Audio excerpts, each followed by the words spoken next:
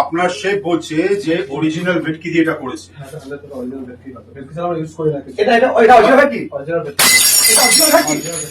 আমাদের গ্যাসের সামনে তুমি মাংস মার খাচ্ছে, এটা অরিজিনাল ভেটকি? তো মালিক মালিক কোথায়? আচ্ছা মালিকের ডাক কি আচ্ছা আচ্ছা দেখুন না মালিককে ডাকো, দেখুন মালিককে ডাকো।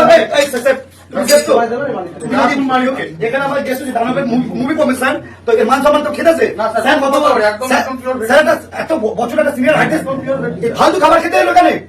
চাইলে তোমরা দিতে পারবে না বলে দেবে।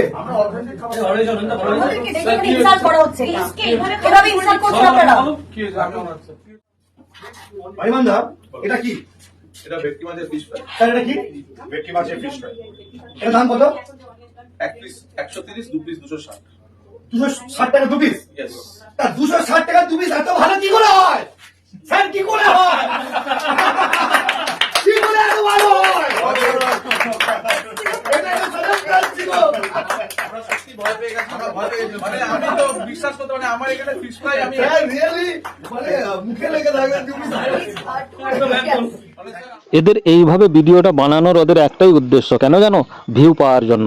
তো তোমরাও হচ্ছে যে প্রথমে দেখে যে এত বড় হোটেলে এমন ডুপ্লিসিটি আমাদেরকে খাবার খাওয়াচ্ছে, তো তোমরাও চাইবে যে ভিডিওটা পুরো দেখি। তো সেই জন্যই এইভাবে ভিডিওটা বানালো, যে পুরো ভিডিওটা মানুষকে দেখানোর জন্য। তো মানুষকে মানে এরা যে ভিডিও বানাচ্ছে না, মানুষকে বোকা বানানোর জন্য এইসব ভিডিওগুলো বানাচ্ছে, যে বোকা বানিয়ে আমরা ফুল ভিডিওতে ওয়াচ করে নেব।